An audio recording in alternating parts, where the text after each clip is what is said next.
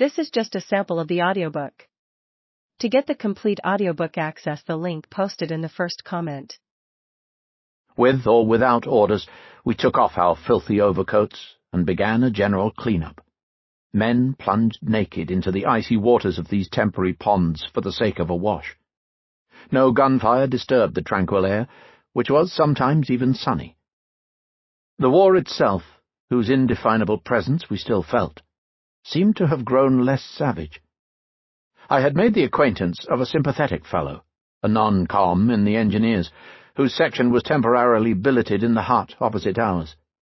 He came from Kehl, right across the Rhine from Strasbourg, and knew France better than his own country. He spoke perfect French. My conversations with him, which were always in French, were like rest periods after the painstaking gibberish I was forced into with my other companions. Hals often joined us to improve his French in the same way I tried to improve my German. Ernst Neubach, my new friend, seemed to be a born engineer. He had no equal in his ability to knock a few old boards into a shelter as weatherproof as one a fully equipped mason might build. He made a shower from the gas tank of a large tractor, and it functioned miraculously, with a lamp heater continuously warming its 40 gallons of water. The first men to use this shower unfortunately received a tepid downpour of water flavoured with gasoline. Although we rinsed the tank repeatedly, the water remained tainted for a long time. In the evenings, waiting to use the shower, there was always a crowd of shouting, pushing men, which often included our superiors. Priority was awarded to whoever produced the largest number of cigarettes, or a portion of the bread ration. Our Feldwebel, Laus, once paid 300 cigarettes. The showers always began after the 5 o'clock meal, and continued late into the night in an atmosphere of rowdy horseplay. Those who got through the showers first often found themselves tossed onto their backsides in the liquid mud which flooded the outskirts of the camp. Here we had no curfew or other barracks regulations. Once all the day's work was done, we were free to joke and drink for the whole night, if we wanted to. We spent about a week in this way, with quiet, uneventful days. Each fatigue party obliged us to flounder through a sea of increasingly sticky mud. We made 3 trips back to the front. Each time it was unbelievably quiet. On horseback or in carts, we took supplies to our troops, whose laundry was spread out to dry on all the parapets. Across the Don, the Russians appeared to be similarly engaged. We spoke to a bearded soldier and asked him if everything was going well.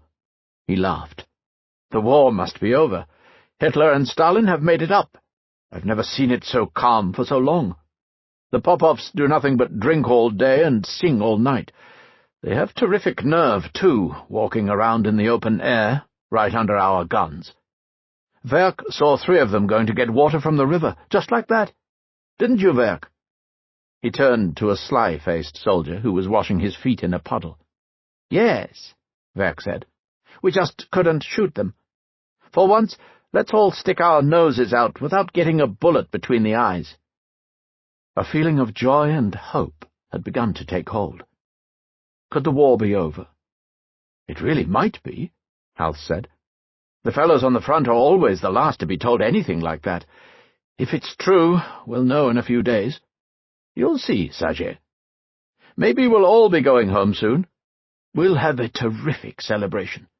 It's almost too good to be true."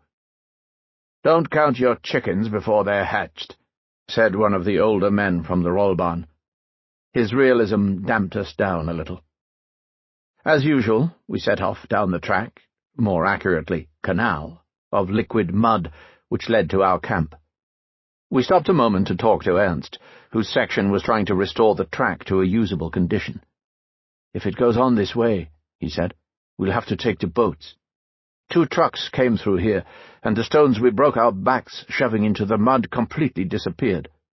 It must be nice down in the trenches." "They're in a mess," Hals said, "and their morale is really terrible, too. I wouldn't be at all surprised if they broke up their guns for kindling. Our fellows under Popovs are having a real spree down there."